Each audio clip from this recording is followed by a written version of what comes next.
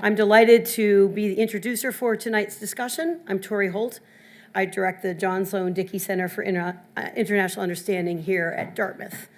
And one of the things that this series and many of the events we do strives to honor our namesake, President John Sloan Dickey, who said, "The world's problems are our problems, and there's nothing that better humans cannot strive to address." And so, in great part, this conversation builds out of that. We've had a fantastic and long-term relationship with some of the talented faculty in the Middle East and Jewish Studies program. And I give them credit for decades worth of collaboration and thoughtfulness, not always agreeing with each other, but always animating these great issues. And so particularly, while working with them for years, after October 7th, this group of people got together and put on, I think, over a dozen programs in the course of less than a year. And they were really trying to bring forward the different stories and understandings of what happened in the region with Israel, with Gaza, with Hamas. And so we've worked with them to try and come up with a more regular series, maybe not that same pace, but one that over time really does deepen and build understanding at the academic level, at the human level, the social and political level. So welcome tonight to another one of our series with the Middle East Initiative. I'm really delighted also to introduce Mona El-Naggar, who joined our class earlier today. She is an extremely talented journalist. She's been recognized for using both the written word as well increasingly as video and film to tell stories, often human-based stories. She's best known for working with the New York Times, which I just heard started when she was no less than 21 years old for her first front page story, and is based today in Cairo. Actually, she's probably based briefly in Berlin because she's also been given the Berlin Prize, and she is a fellow at the American Academy there. She has been nominated for a Pulitzer Prize and been a finalist, an Emmy nominee, and is moving increasingly into film. But what we really appreciate is that many of us can get lost in the headlines. There's a lot of noise, whether it's newspapers or TikTok, our cousins, our family, who we talk to. How do you make sense of a world in conflict and understand those different narratives? And so it's journalists like Mona who help work through and understand some of those stories and help us appreciate our current moment and how it ties to our history. I'm also delighted that Professor Jonathan Smolin, professor in the Middle East Studies program here at Dartmouth, will be leading the conversation. He has taught here, I think, for nearly 20 years. And he is very dedicated in his courses, as many of his students know, to teaching about the Middle East from multiple perspectives, a wide array of sources, and always with curiosity, something that our two speakers today both share. He's also a very well-published author of both novels, articles, and books, and most recently, The Politics of Melodrama, The Political and Cultural Lives, Ihsan Abdel Kudro and Gamil Abdel Nasser. Am I correct? Of just last year. A wonderful book if you haven't had time to read it. So with that, I'll turn this tonight's evening event over to Jonathan.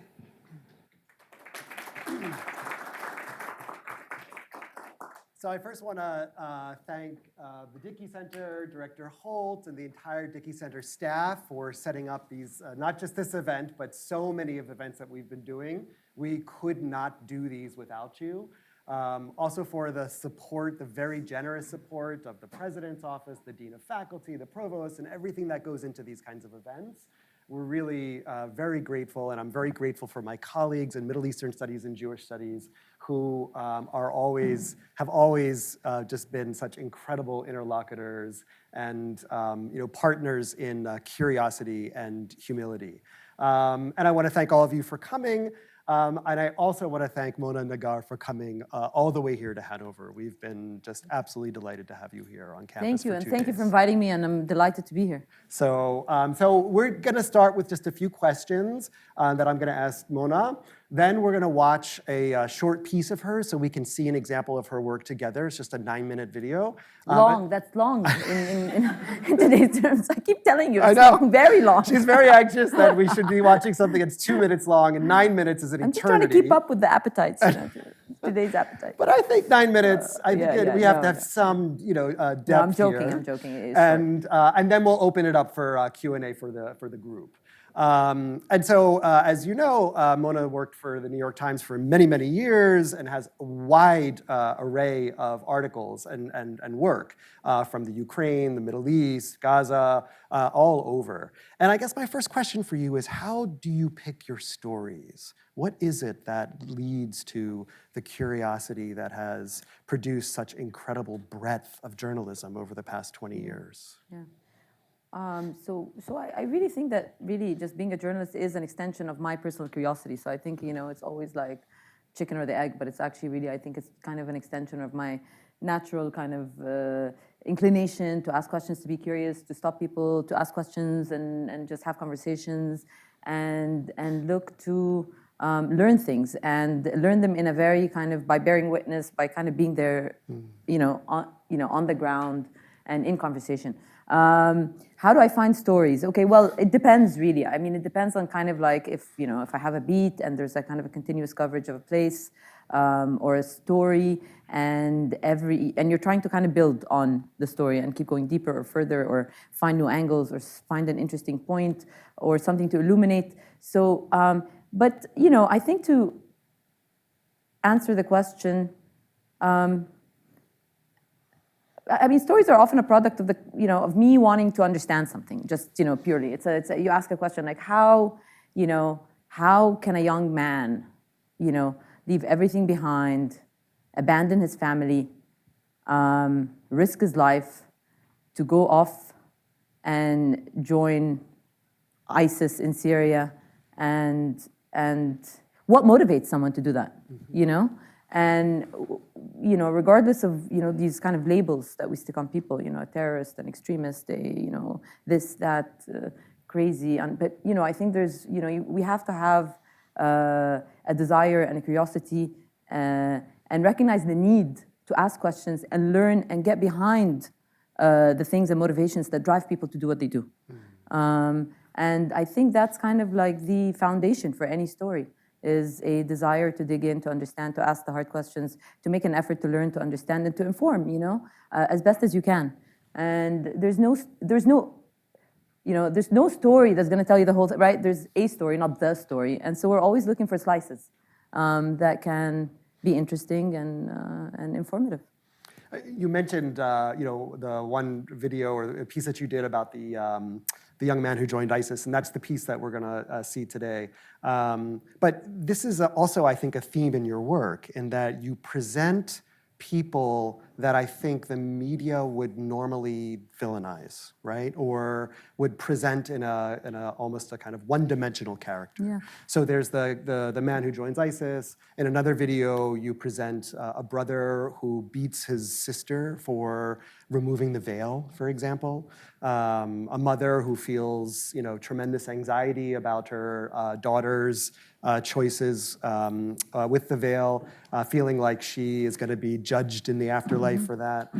You present people that I think would normally be presented with without this kind of texture. And I'm wondering, seeing this as a theme in your work, how this connects to your position as a journalist, or people we villainize are people that we dismiss, and we do it every day, in our conversations with people too.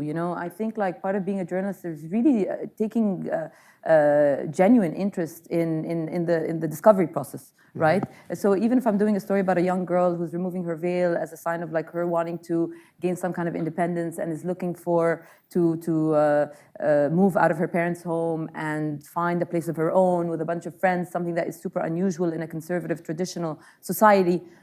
And she's sort of the protagonist, she's the main character, but understanding these other people in her life who appear to be holding her back, who appear to be sort of like, the kind of understanding the forces for change and the forces that, kind of want to maintain or hold on to what is, and kind of these forces that you say can often be villainized or dismissed or kind of misunderstood too.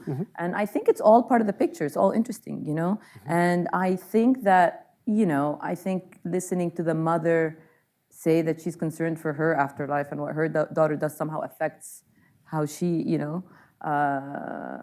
if she gets to go to heaven, or her brother kind of, admitting that he did do that to his sister and showing some element of remorse, but also presenting it as a part of his duty almost as her brother, and that's how he. But this is kind of understanding also the fabric of society, and this is understanding what motivates people and what drives them and what influences them, right?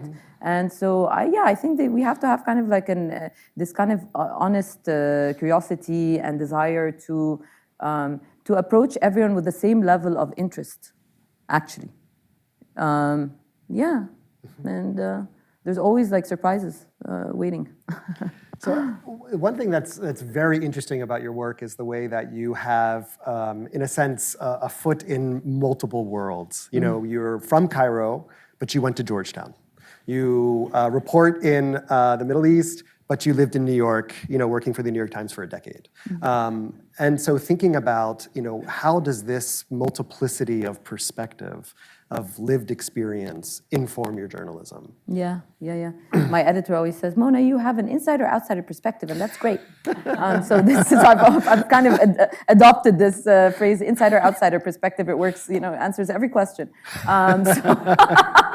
So actually it is true. I think I kind of find myself in a position where I feel like I have a natural sense of understanding and compassion and empathy, and like kind of, I feel informed and I get the nuances of certain places, and and it is because I have lived in these places, but it's also because I do make the effort to sort of go there and dig and sit and talk, and I'll take any conversation all the time, even if I'm doing a story or not doing a story. I'm always in a state of like asking questions and wondering, what I could do next.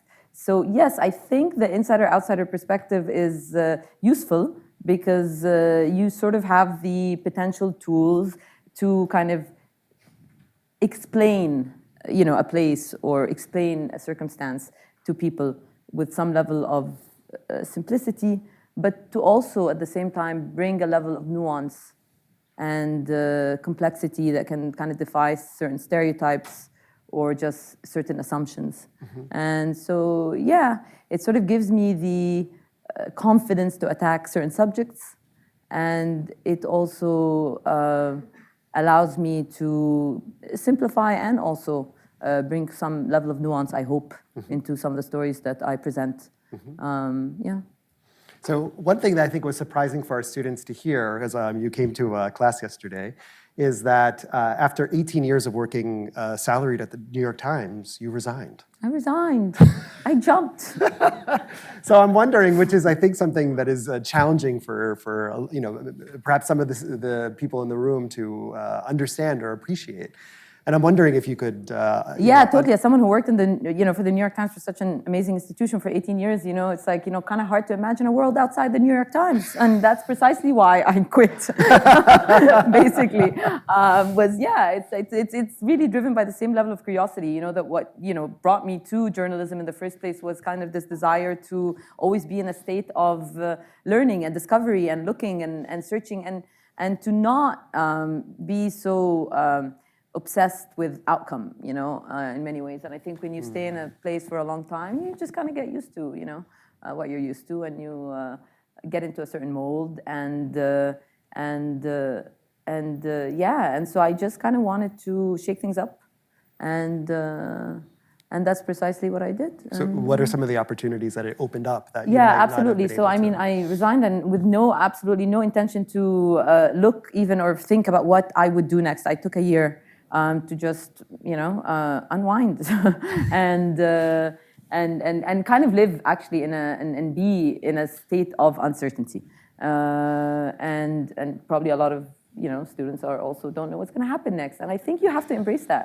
It is like kind of that's what presents opportunities at the end of the day. Knowing is sure it gives you a sense of confidence maybe, but also not knowing gives you there's always that sense of possibility. And I was searching for this sense of possibility. And so, but it's hard, and it's hard after you have a job and, a very desirable job and a salary and all of that to kind of jump and be like, okay, I'll see what happens now.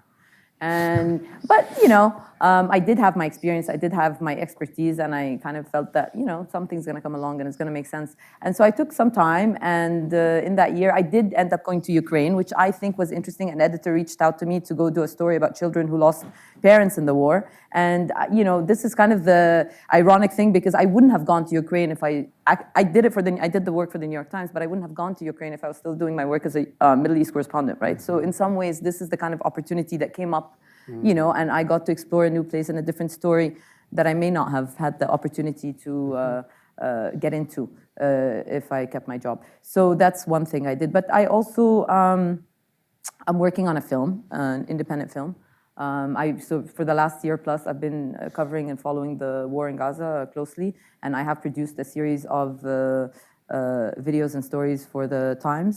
And kind of off of my daily reporting and stuff, I obviously kind of developed an idea for a film, and that's what I'm working on. It will be my first feature-length documentary, and that's what I'm doing, very much in it. Well, we're looking forward to talking about that in Q&A. So we're going to watch just a 9-minute piece. Could you introduce it briefly for us? Just what? You introduce it. Okay, no, this was what, 2015. This is like this moment where you saw the kind of rise of ISIS, and I was following and covering and thinking about what was happening, and I was coming up and stumbling on many videos online that showed these young, there were propaganda videos, but nevertheless they were showing these young people from all over the world tearing up their passports or throwing them into the fire and basically like going off and joining the ranks of ISIS. And so that's what kind of triggered my obsessive curiosity about, what's going on here? Why are all these young people, just, moving? What's making them, motivating them to do this thing? And they were coming from places like the UK and France, but also Tunisia and Egypt. And yeah, I got curious. And then I also saw some videos, about that were posted by Islam, this young Egyptian man. And I quickly learned that he grew up in my neighborhood, in Cairo, and he just looked familiar. Like he could have been someone in my school, in my class, in my neighborhood, in my building, a neighbor, a friend. And so, so it really did sort of, again, kind of fuel the sense of curiosity of, no, like I want to understand. I want to get to the bottom of this. And of course, we have an understanding of what could radicalizes people, and like how these groups prey on the young, and kind of the political and socioeconomic factors that are at play. But I wanted like a more intimate understanding of, what are the factors in a person's life that could potentially really create or drive someone to do this or go to that kind of extreme.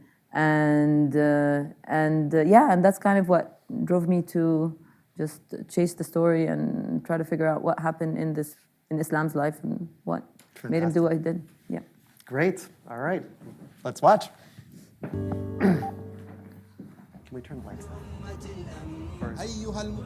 When you're browsing through the usual ISIS propaganda, RPGs, black flags, mayhem, you might also stumble on this. ده سكوات وده طبعا للرجل أمامي. It is a workout video for jihadis, featuring a young man who introduces himself as Islam Yakan. فالنهارده الفيديو ده ممكن يعني يقدم خاصة للمجاهدين في سوريا والناس But it turns out this was not his first exercise video. Before the jihad in Syria, there was the gym in Egypt. Back then, Islam was religious, but his interests were far from extreme. طبعا كل واحد حلم حياته ان هو يكون عنده 6 باكس عشان يروح بقى يلعب على البحر واللي يروح يلعب على البسين والناس تتفرج عليه والكلام ده كله. المهم يعني. We wanted to find out how someone could change so dramatically. So we spoke to Islam's close friends in Cairo. Hossein Atif, who worked out with Islam, talked about feeling alienated in post-revolution Egypt. Khalid Aidel, who went to school with Islam, said they struggled for balance in a society that's modern yet deeply defined by religion. All three were young, middle class, and torn, but only Islam joined ISIS.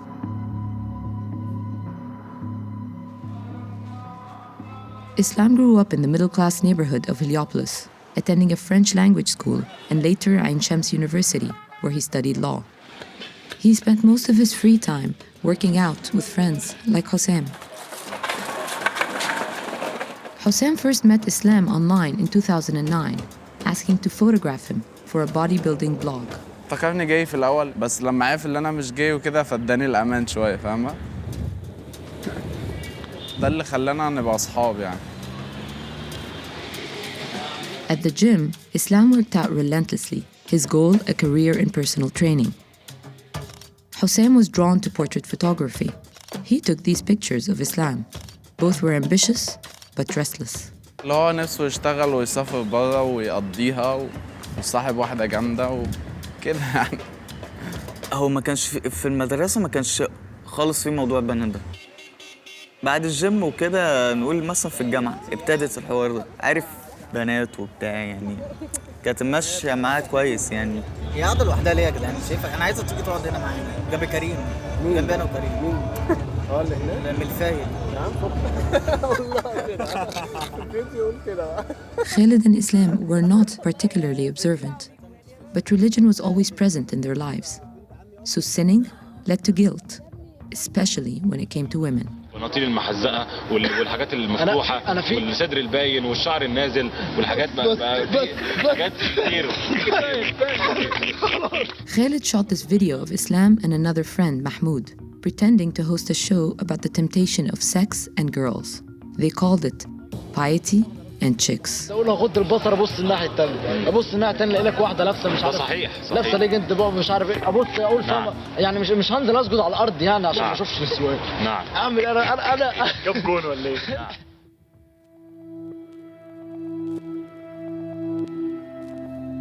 Islam's dilemma deepened when he lost a close friend, Moheb, in a motorcycle accident in March 2012. فهو حس ان دي اشارات من ربنا اللي هو ربنا بيقول له خد بالك. سواء كلنا فهمناها كده بس يعني احنا قعدنا بتاع اسبوعين ولا اسبوع وخلاص الحوار عدى يعني بس هو ما عداش عليه. Islam turned inwards. Hossein took his camera to the street, covering the uncertain course of Egypt's revolution for local papers. Khalid took a job at a trendy mall near Islam's home. They pursued different interests, but they remained friends. ما بقاش بقى يخرج بقى حفلات والهيصه دي، لا حرام والكلام دوت وما ينفعش. قال بعد كده انا مش هصور نفسي في الجيم وانا يعني مش لابس حاجه تمام، عوره تمام. انا هشيل كل البنات اللي عندي على الفيسبوك، اخلي عندي الولاد بس. Islam adopted a more stern look, but around friends and family he was still playful, even as he became more religious. لا هو كان مربي دقنه وماشي زينا.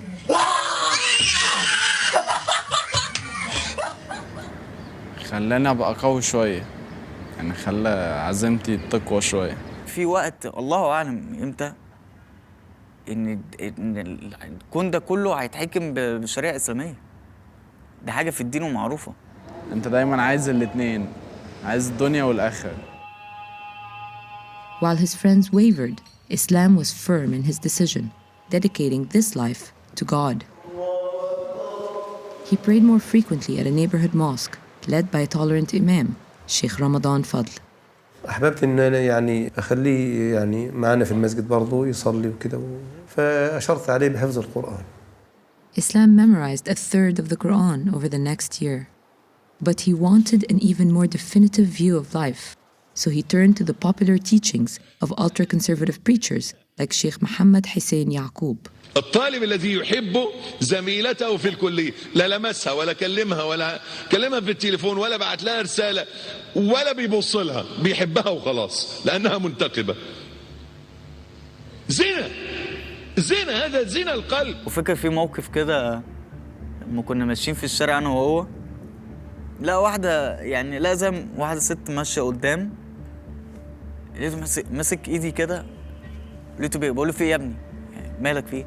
قال لي معلش هعدي بس مش عايز ابص، خليها هي ورايا يعني مش عايز ابص عليها من قدام. معاكم اسلاميه كان بما اني ساكن عند قصر الاتحاديه والنهارده مظاهرات والدنيا مقلوبه، فللاسف الجيم كان قافل وكان عندي ظهر وباي. Islam watched as Egypt descended into turmoil and felt like the country drifted farther and farther from his vision for a true Islamic state. The Egyptian army forced the Muslim Brotherhood from power, unleashing violence in the streets.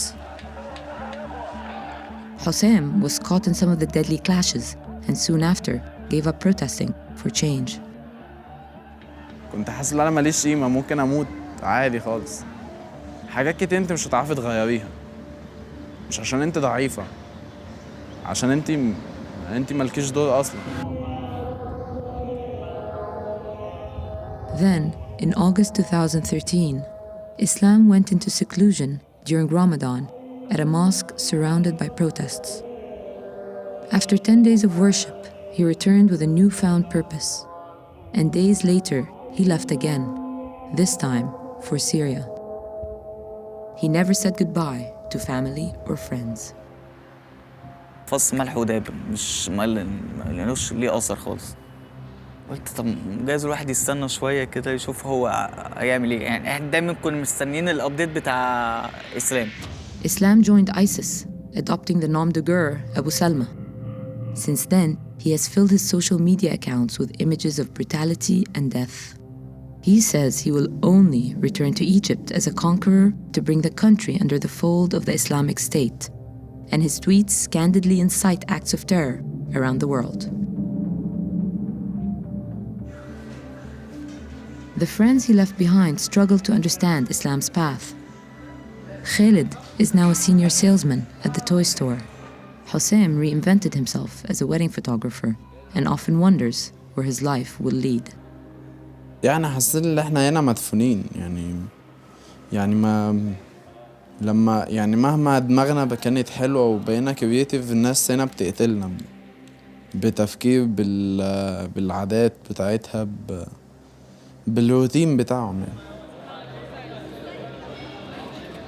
احنا عايزين نطلع بره الروتين شويه.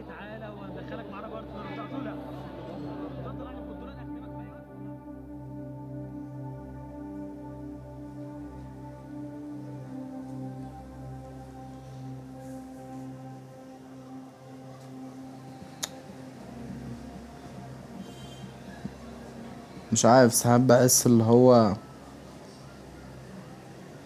لا ممكن ابقى كده.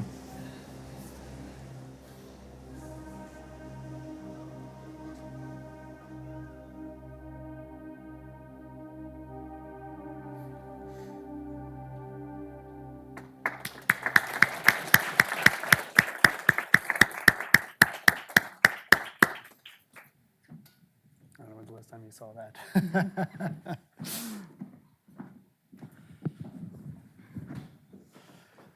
Okay, well, let's open it up to questions.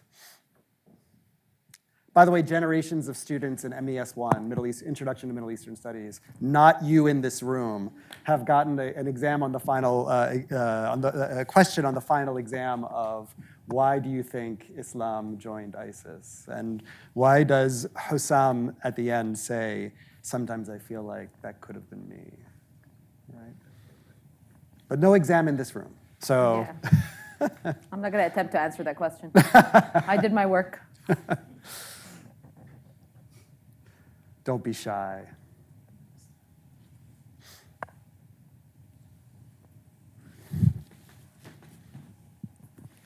Thank you so much, Mona, for being here. You know, as I watched the video and this question, of course there is a genealogy that comes to mind. I think of Al-Abwab al-Mughlaqa, The Closed Doors by Hatif Hitata. I think also of Banat Shabab, Boys, Girls, and the Veil by Yusri Nasrallah. Like this tradition of documentaries that try to understand forms of extremism and where it comes from. And here, you know, we see also the question of the erotics that is suggested, and we see it throughout all of these other films that keeps coming back. Yeah. Of course, we know with Muhammad Atta, the whole kind of obsession of not having a woman touch his body, you know, one of the the terrorists of the 9/11 attacks. So I'm just wondering, you who's, you know, obviously talk to these people, have been on the ground. What is there? Are we asking? What kind of questions do we ask sometimes, and where do we go in our attempt to understand? Yeah. Well, I mean, that's why it's interesting to do this work, because when I embarked on doing the story, of course, I had no way of guessing, you know, that this whole sort of conversation that the guys are having about his relationship to women and sex and sexuality and how much of that was such a big part of their day-to-day life and conversation, you know, and how they wrestled with this aspect, because on the one hand, it was kind of a natural extension of their own personal desires and, you know, and wants and all of that, but also it seemed to generate, you know, a shit ton of guilt because they were not being good, devout Muslims. And you know, so this is this sort of like conflict, you know, that obviously probably manifests in many ways in different parts of their life, but very acutely in this piece of love and sex and desire, and this is also the piece that people don't often talk about in more conservative and traditional societies, and so that was what kind of emerged, and in the process of reporting. And I think that's what makes the story kind of interesting, because yes, of course, there's kind of the elements of political alienation that they feel, the elements of just you know, this kind of existential crisis when he loses a friend, and it drives him to become a better person, and to be a better person means being a better believer, and all of these different elements and things that are in the mix. But yes, I think, like, you know, one of the interesting pieces that emerged was this specific theme of people's relationship to sex and sexuality, and how that can manifest and become a source of both opportunity and sort of agony, you know, as they try to figure out where they want to stand vis-a-vis their religion, vis-a-vis their society, vis-a-vis themselves. And so, yeah, I think it's interesting, absolutely.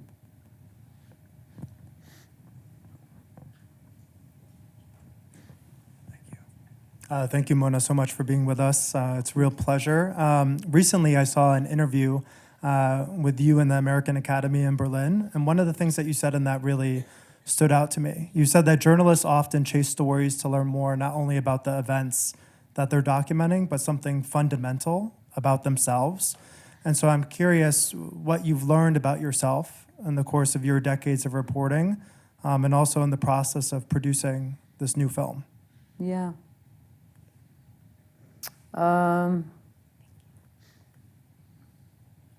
I think you're always asking yourself this question of, why am I doing this? Like, what's the purpose? What's the meaning? Why?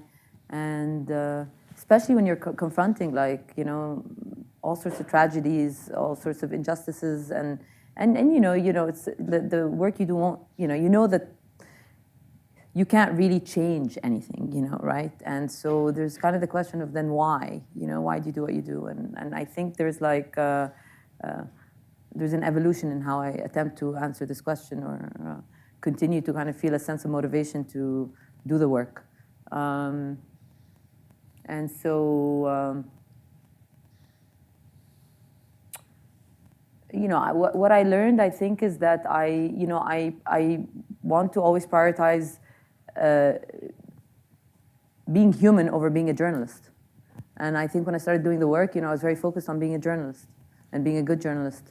And over time, I realized that, you know, I mean, and these two things are not necessarily in contradiction, but they're, you know, kind of like you have different elements in your identity, and, you know, one rises, one descends. And I think in approaching my work now, I do approach it from a very comprehensive sense of who I am, and I try to kind of bring all parts of me into the work, while also insisting on maintaining a very authentic and genuine, like, what's it called, being very insistent on interrogating ideas, you know, and challenging what people tell me, and also challenging my own perceptions. And so, yeah, I think that's the evolution.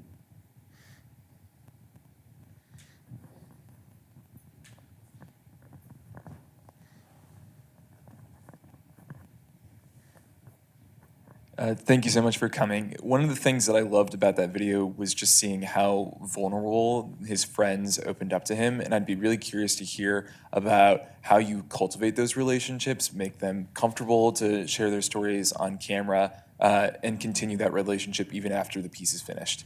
Yeah. I think the best method is, you're always trying to really connect with people. And I think the way to do it is to be, authentic and transparent, frankly. And I think that extends, across all relationships that you form in life, and whether it's personal or professional. And I kind of approach conversations the same exact way. If we stood outside the class and we had a conversation, or I was trying to find Hossein or Khalid and sort of, ask to sit down with them, it's really more or less the same, essentially. Basically, I try to be very honest and clear and transparent about my intentions. Like, I'm working on this, and this is, I'm, reaching out for this reason, and can we sit down? And you need to afford people time. And obviously with something like this, it's a more sensitive subject. They have reason to be sort of, Hossein was very hesitant to engage. He stood me up a couple times, actually. I was furious. so when I reached him finally, he was avoiding and speaking to me. I was like, what are you doing? I was so furious he stood me up, I was like, listen, you can participate or not participate, but don't stand me up. I had to go, and I waited, and he's like, okay. And it was funny because it kind of broke the ice, and he was like, oh my God, you're feisty and crazy. All right, well, let's talk. And I still talk to Hossein until today. Actually, he's one of the people that obviously I got introduced to him when I was reporting on the story, but for many years, we kind of lose touch. But I know exactly. So he actually was, obviously started as a photographer in these protests, and then became a wedding photographer. And he's super creative. He's super amazing. He's kind of basically become a very successful kind of influencer type. He has millions of followers, and has a platform that's super successful. And he started an advertising agency, and he's gotten married, divorced, and married again. And and he's sort of like a force of creativity in his own way among people his age in Egypt. And so that's the story of Hossein. But I think you just want to approach everybody with the same level of curiosity and respect and integrity, and people will often trust that. So yeah.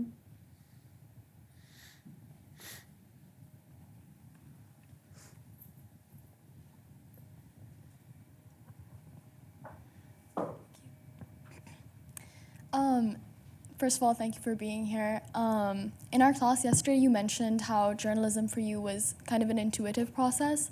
And I'm wondering if in the documentary you're working on now with Palestinian journalists, if their experience was kind of the same, where they knew which stories would be compelling and what they wanted to share from the war happening in Gaza, or if their kind of experience with working with these tools and presenting the stories was more of a learning process. For them specifically? Yeah, So or I she's- mean in general, but more specifically for those journalists who you've been working with. She's referring to the documentary that I'm working on, which follows the story of two young Palestinian journalists. They emerged during the war. They're both 22, now 23 years old, and they were covering everything that they witnessed and experienced, and kind of showing it through their platforms, social media platforms, and quickly amassed millions of followers. And they eventually fled Gaza and are now in exile. The film kind of follows their parallel journeys as they wrestle with their sense of loss, isolation, and kind of, searching for the meaning of home, basically, as they watch their homes vanish. And so she's referring to these two young Palestinian journalists who are participating in the film.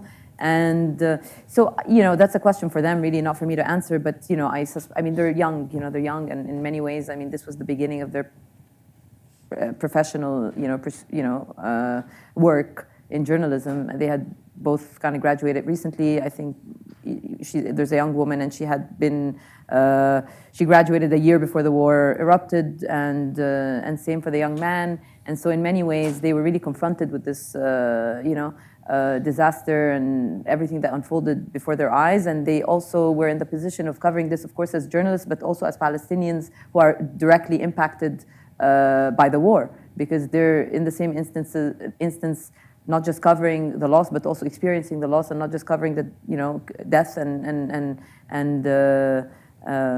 but also the the risk of dying themselves. And so it's a very particular and different experience that I cannot speak for, frankly. But I mean, part of making the film is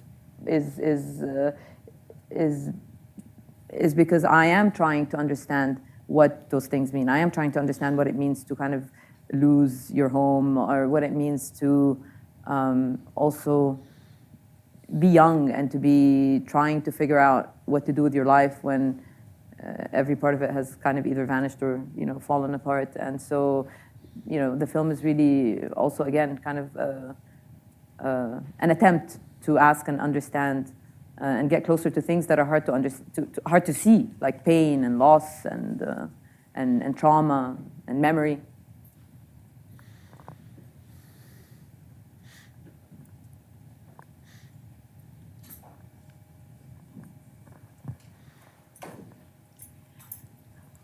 I was thinking about the two classmates or friends bearing their souls, and I was thinking about if there's any indication of Islam ever seeing it, and if you've heard anything. I can imagine being him, watching that and hearing his friends struggle with his path, and I just wonder if you know of any effect. There's a story arc there that I'm dying to know more of. If Islam...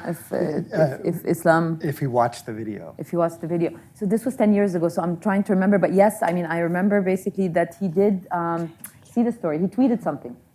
I know, it was surreal. I was like, oh my God. Yeah, he tweeted something. Over the course of reporting, of course, I produced this video. I also wrote an article, and you'll see more sources that I spoke to in the article. And one of them is a young man his age who was also in Syria and had traveled back to Egypt and then left again for Syria. And so I remember that Islam tweeted a picture of both of them sitting, like wherever they were, in a room, and he tweeted after the story published, which was kind of wild. Because I'm writing a story and I'm investigating something about someone, and it's like, I had this editor who kept calling it's a donut. You have everything around. There's a hole in the middle. It was tough, obviously, to investigate and verify and get the information and feel confident to tell a story when the central character isn't in it. And so surely, obviously, when he kind of tweeted and said something, it was something disparaging, but not something that was actually like, challenging any specific piece of information that was in the story. So, I feel like, but, he was alive then. And I think he has died in battles in Syria.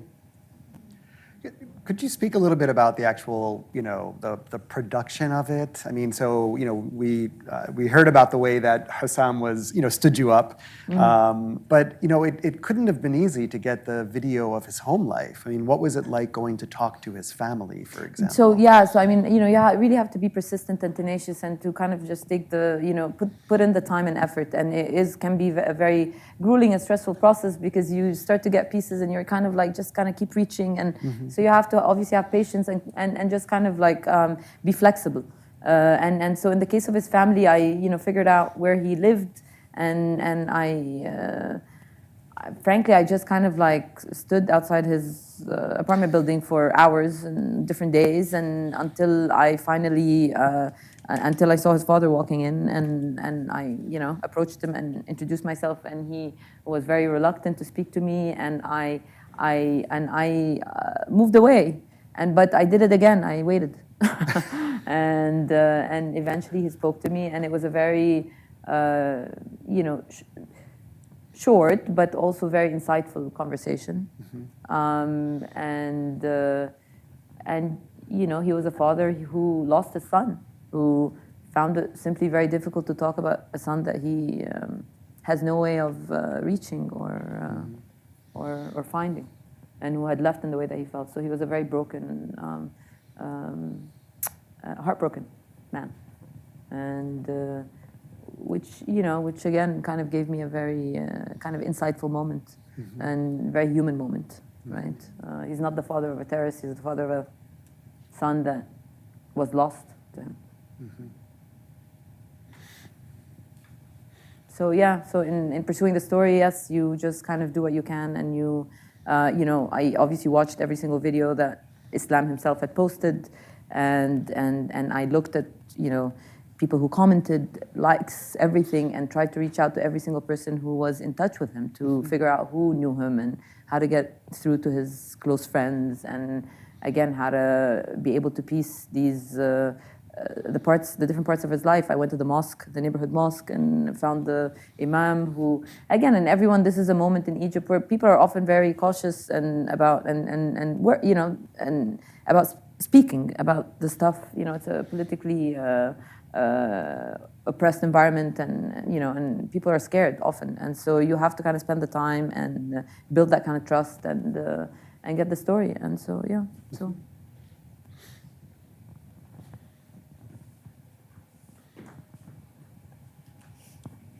Thank you so much, Mona, for being here.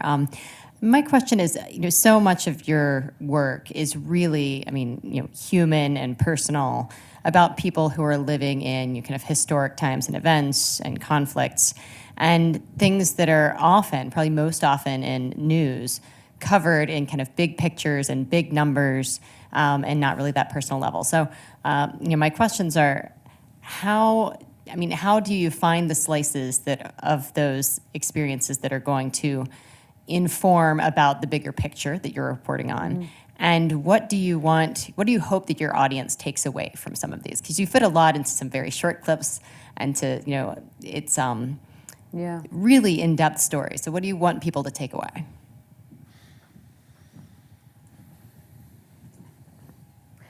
The truth is not that complex. It's quite simple. And I think that's what's captured in the human story often. And that's why I kind of focus on it, because I think, yes, the numbers and the analysis and intellectualizing what's going on in different places and why and how we got there, but actually at the very heart of every story are people who are impacted. And it's not very hard or complex to look at a child who's lost her entire family in a second, and who's hurting, who's in pain, who's asking why, and to understand that there is some kind of injustice surrounding this, right? And even if we can't do anything about it, I think we have a moral obligation to pay attention to it. And I think it's quite simple to want to focus on the people who are at the heart of the story. At the end of the day, that's what matters, and that's where I want to invest my energy, at least. So yeah.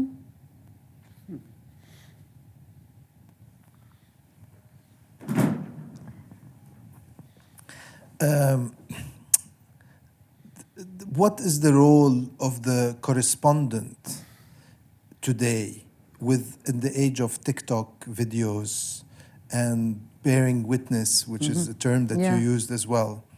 So, you said you left the New York Times after 18 years. Is that saying something about the transformation in the role of journalism or being a correspondent, that new technologies or new forms of reporting have somehow replaced or made, no longer viable? So could you reflect on that a little bit? Yeah, sure. You know what? I think the New York Times is one of the places that have done an incredible job of surviving and transforming and evolving and meeting sort of these changes in terms of how we access news and how we attack stories and how fast we have to put things up and what we're competing against. So, so yes, but like, so there's that, the kind of constant need to evolve and transform and be responsive, right? Because you do want stories to reach people, and you want to have an audience. I think. I actually think this is like a very exciting moment. I think obviously there's like kind of mainstream platforms where we go for news and where we see things and read things, and that has its value. I also think there are a lot of non-mainstream spaces that are super exciting and where there's space to introduce different narratives and challenge existing narratives and bring a different conversation, a different language. Expose things, allow people to access spaces that they wouldn't otherwise access, and so yeah, I love TikTok. I watch things on TikTok. I'm on Instagram. It's a place for inspiration. It's a place to find things. It's creative. It's fast. It's cool, and yeah, so I'm into everything, and I think we just kind of like there's a place and space for all of it. These are not necessarily competing things. Of course, they're competing for eyeballs and attention. That's kind of which is what's monetized and at the moment is our attention. But good stories find their audiences, I think. And there's no formula, right? Like I think what you're saying also means that like there's no one way to do anything, really, and that's kind of exciting, right? And that's why you can see a video that's like 1 minute or 30 seconds, and I think what's really being rewarded in this like social media space actually right now is authenticity more than anything else, right? And people can see right through, when you hear a voice that feels authentic, that is saying something, you'll stay with it, and that's cool. I'm into it.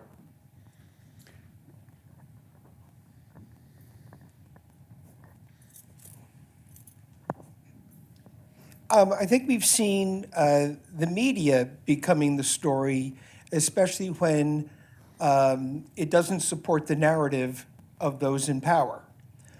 How do you counter that, especially when facts are oftentimes ignored?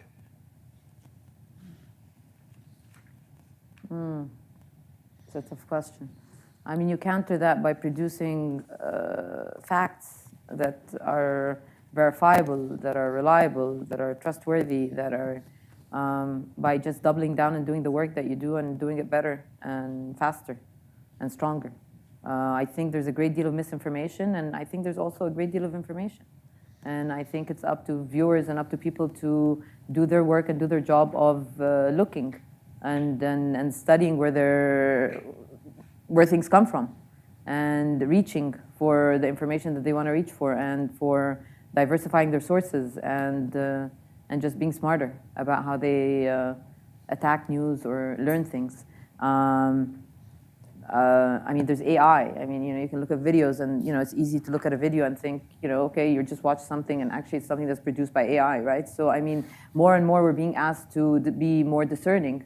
But I think that's the case anyway, always in different ways. That it falls on the viewer to have to be discerning about what they're seeing and watching and reading. And in terms of like, any forces, whether it's like,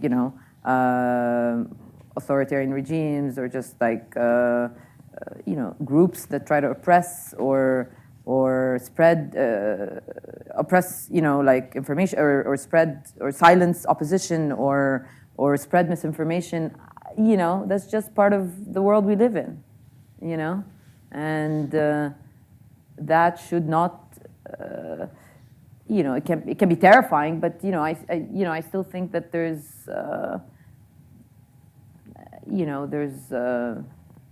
room for the good work, and that's what we need to do.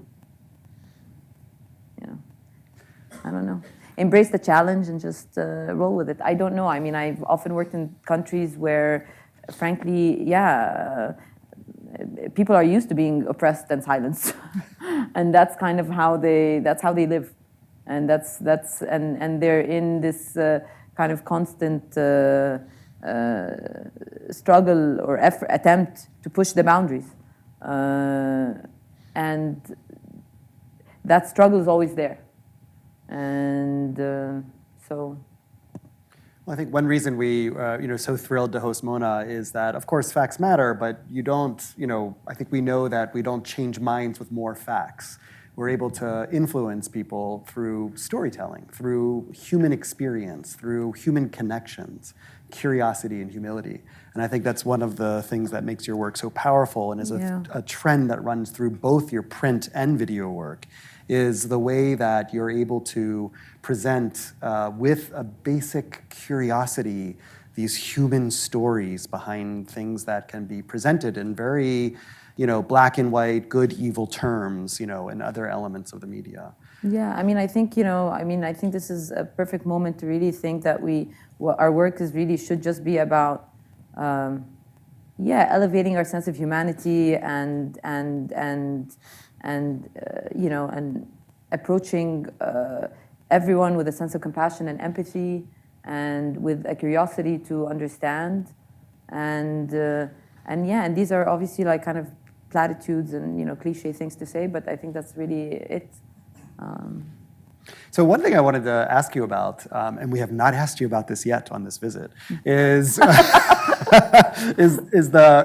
this video that we watched. Of course, it has Arabic subtitles, right?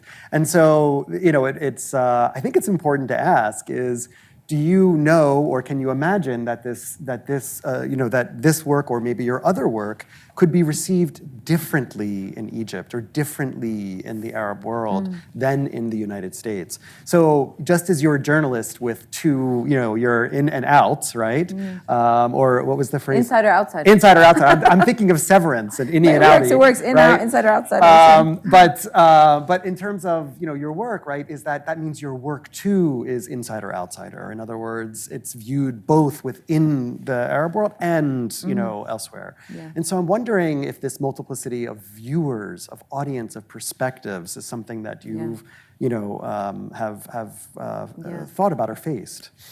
Yeah, I mean, when I do approach stories, I don't necessarily think, oh, this is the audience for this story. I want to do the story, and I want anyone who comes to it to kind of find something in it.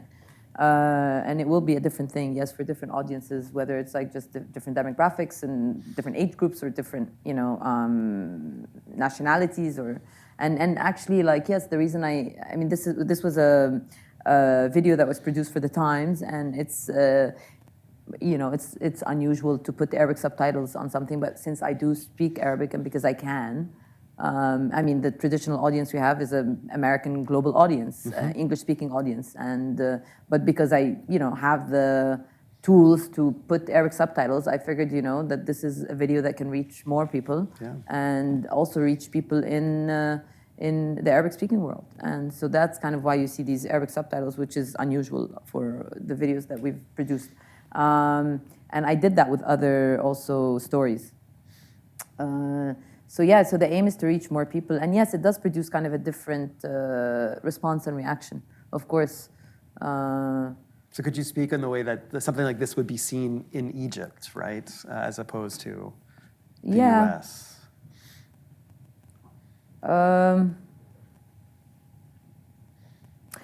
It's interesting because I think with this one specifically, I almost kind of received a similar level of interest because of this like very personal and intimate lens of kind of looking at his life and his conversation with friends and his like desire for women and his him wrestling with his sense of guilt. And like I said, these are things that are not really sort of taboo subjects, you would say, in a place like Egypt, but also elements in the story that maybe a foreign audience would not really consider or like be familiar with, right? So there's a similar level of kind of surprise and interest that it produced in viewers here and there.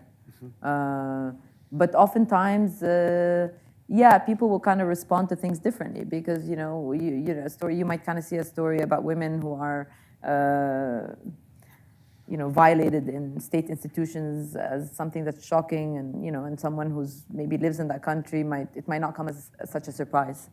But then the surprise or the thing that matters is the fact that they're raising their voices, that they are speaking out, that they are, you know, describing incidents that happened to them.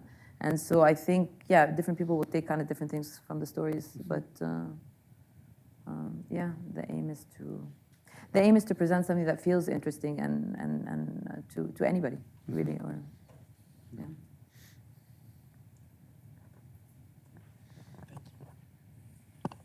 Hi, thanks for coming. Do you find yourself presenting stories differently when you're writing them and when you're making videos about them? Like, how does the medium change the story? How does the medium change the story? It's a good story. Yeah, that's a good question. It definitely changes the story a bit, yes. Gosh.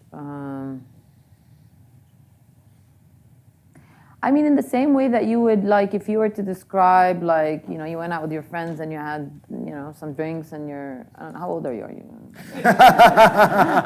Maybe not drinks, whatever, you know, you're hanging out with your friends, and if you had to kind of describe the conversation. Yeah. Yes, having tea time, and you had to describe the conversation in writing, you know, this is what we got together, this is what we talked about, and this is what we argued over, and this and that in writing, versus, like, capturing, you know, this moment, you know, I mean, you would kind of approach it differently, naturally, right? So I think with the written articles, I'm able to lean on more sources, present more sources. I'm always, you know, my reporting process is the same. So I'm always going to talk to as many people. I'm always going to, like, dig into subjects. I'm always going to do the same amount of research and reporting and interviews and all of that to find the story. And then how I tell it, how I present it, that's where you start to get the variation. And I think with video, there's a reward in the sense of intimacy and emotion, and you're telling the story through someone else's voice almost, right? And I think in writing the piece, you're kind of doing some of that work yourself. You're kind of driving a bit more. You're always driving, but in different ways, I think. And so yeah, I don't know. I like both. I think they're different, but I always kind of think that you can tell a story in both ways. It's just going to look different, yes, and maybe feel different. Yeah, so I find like there's more opportunity for to feel something, I think, in a very direct way, through someone's voice. In video, I guess, and to feel like you're in an intimate space with those people. I think you can do the same in writing, potentially, obviously, you know, but like in you know, when you're reporting a story, I think there's an element where you can go deeper and branch out and present more ideas and link up, you know. Like, I feel like video is more contained. You have to kind of be inside, you know. And with writing, you can kind of branch out and do more and go deeper also, and, like, you know, present more of your reporting. So yeah, I don't know if it answers your question. But. So I'm wondering why, you know, thinking about some of the videos that you've done, and this one that we watched here, you know, we have a voiceover, right? There, we hear you. Yes. You know, you are a narrator in it. We hear your voice, and I'm wondering, is there something kind of organic about the story that leads to your, intervention? Yeah, in my it? intervention. Yeah, no, I mean, I think it's hard not to. Yeah, I mean, to capture a story, to kind of have the story tell itself almost through this, like, these scenes that you capture. That's something that often takes time and access, and, you know, so it's hard to kind of do that kind of thing very quickly. And or, you know, you need to spend more time usually to be able to capture all the elements that can come together and tell the story without your intervention, basically, right? That's one reason why sometimes you're going to find the intervention is necessary. So, okay, you can drive the story forward and you present some of the facts and ideas because you know. In this case, obviously, like, it was kind of like, again, like I'm telling a story about a guy who's not there. He's not in the story. And there are many pieces and many ideas that I'm in a better position to almost like connect the dots than have the dots kind of connect themselves. And so in this case, it was necessary to have a voiceover to bring people along, you know. And I think when you're a correspondent, sometimes, yes, you feel like you are like this, you know, you are the eyes and ears for people who don't know this place so well, who might need an extra line to explain, you know, who this sheikh, ultra-conservative imam sheikh is, you know, or like you kind of need that information in order to kind of move the story forward. So the narration becomes necessary. In terms of my personal like preference, no, I don't prefer to hear my voice. I would, you know, definitely take my voice out. So yeah, so I mean, it really depends on, you have to make the choices that serve the story, right? So you're trying not to be indulgent in terms of, I want to do this or I want to do that. It's kind of, this is what I have and this is what it takes to tell the story. And so it's often like intentional decisions that are meant to serve the story at the end of the day. If it's a more creative and process, obviously you can kind of make these decisions differently and you can, you know, indulge a little more. Be indulgent.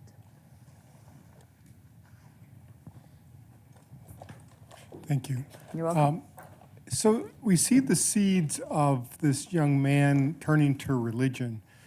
But as he goes into it, this religion, at least one of its main messages is peace and love. Yet he chose violence and brutality, shocking violence and brutality. Did you see the seeds of that in talking to his friends, the propensity towards violence versus becoming an imam or you know, a Mahatma Gandhi kind of personality?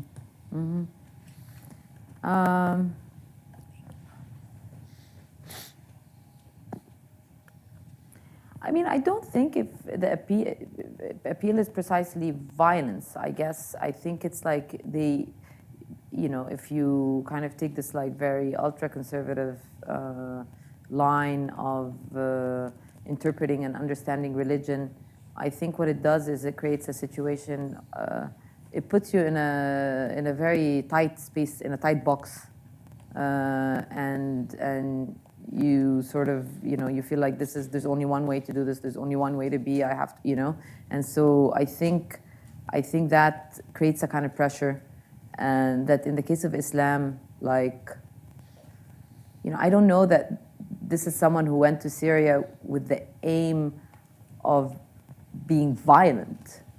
I think actually there's almost like a promise in this idea of going to this place that is advertising itself as, you know, a caliphate that will take you back to the golden ages of Islam where you can really like do this. And so actually it's the opposite, but it's also the willingness to be violent, you know, in order to kind of achieve this utopian dream, right? So look, I mean, I don't know. I mean, I think that, you know, this propensity to be violent or not be violent, or like adopting an understanding of one's religion that elevates the message of peace and love versus the message of violence, I think that exists across all religions and across all faiths and across many ideologies, whether it's religion or not religion. And people go in these directions in different ways. And so yeah, so I mean, and yeah, it doesn't help, of course, when, you know, when there's a very strict and something that's not flexible that's guiding you. It can kind of push you towards, you know, choices that are violent and ugly. And like, I mean, there's plenty of atrocities to kind of cite in the world where people are driven to, you know, using violence in ways that are hard to understand, actually, really, or make any kind of sense of.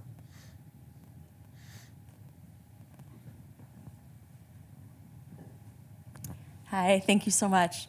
So I teach an ethnographic methods course here at Dartmouth, and one of the things we debate a lot in that class with the students is what are the ethics of what we owe our interlocutors? do we owe them anything? How do we protect them? And I'm just curious, maybe if you have an interesting anecdote from your years of experience. How do we protect our? Yeah, when do we need to protect them, or what do we owe them? When do we have to make certain decisions, maybe not to reveal or not to put someone in the story? And I'm just wondering if you have an anecdote from your experience where you had to make a tough call around an ethical decision like that, or maybe even go against a publisher or a supervisor or certain pressures of the to like protect a source field. potentially, or someone I spoke to or interviewed, or yeah.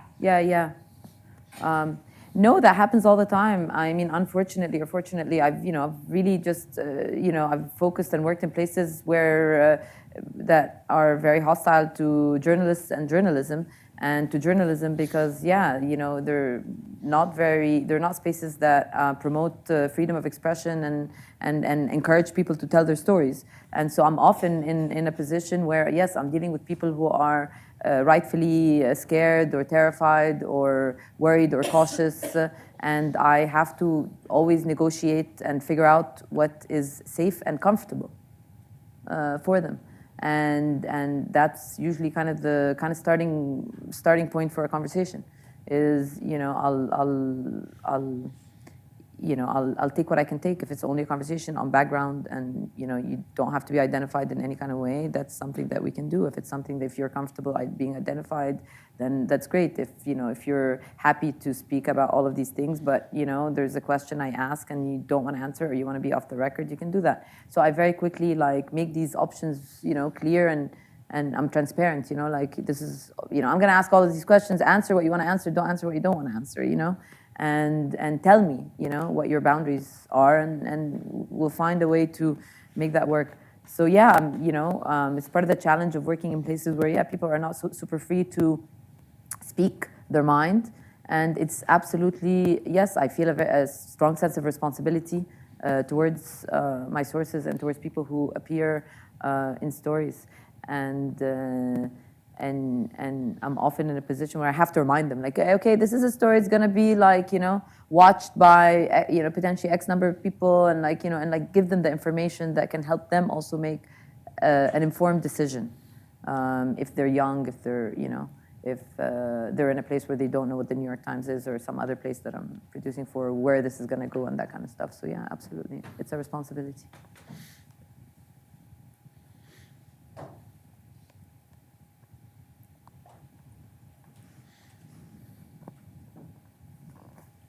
Hey, thank you. So I was wondering, you've mentioned a couple times how timeliness and speed is really important in getting these stories out, and I'm just wondering, sort of, what role do deadlines and publication dates play in sort of the scope of a story, the type of research you're able to do background-wise? Is it sometimes better to wait and get the story right, or more in full, or just get it out there? Especially now that, as you mentioned, you're sort of competing with the 1-minute TikToks that people just clip and put up. So I'm just kind of wondering, do you work well under pressure? Is that something you look forward to, is having a deadline? I only work under pressure. That's when I'm working. It's pressure. No, it's a good question. No, look, absolutely. I mean, the primary thing, of course, is if I have to feel 100% confident about the veracity and of the information I'm putting out before putting it out. So of course, there's pressures, time pressures, and you're competing and you're doing all of that. But yes, it's better to wait and put out something that you're confident is right and true, and not just publish something that you're not sure of because of time pressures. So absolutely.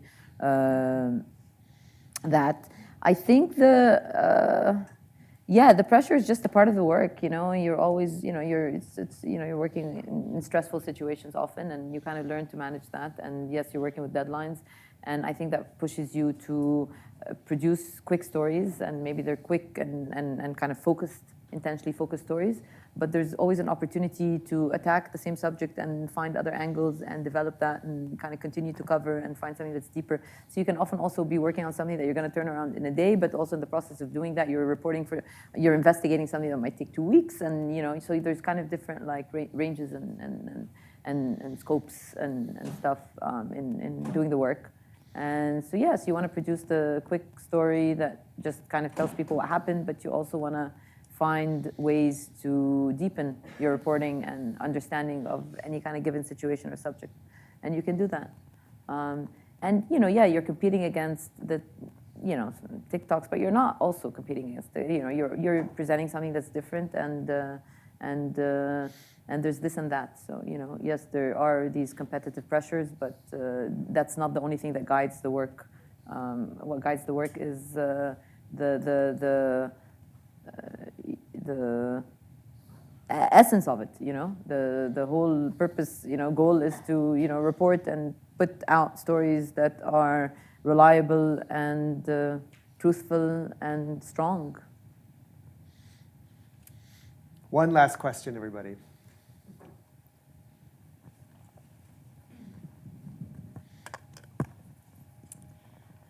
Is there a message about the war in Gaza that you hope to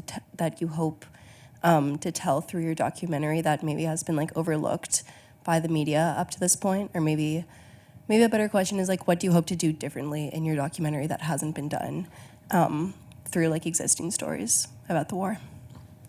Yeah, I think the easy answer is I don't know if I hope to do anything differently. I'm happy to do the same thing over and over and over again. I think there's just room to pay attention to what's happening, to hear stories, to engage, and to offer attention and time to kind of not just hear but listen really to what's going on. So what I hope to do is tell a very authentic story that can be moving, that can resonate, where you can walk away feeling like you're closer to the subjects, but also somehow that inspires you to think or feel or be in conversation with the world around us, and with other people, no matter where they come from, and to feel that connection to others. It's a wonderful place to stop. Everyone, thank you. Join me in thanking Mona El-Naggar. Thank you.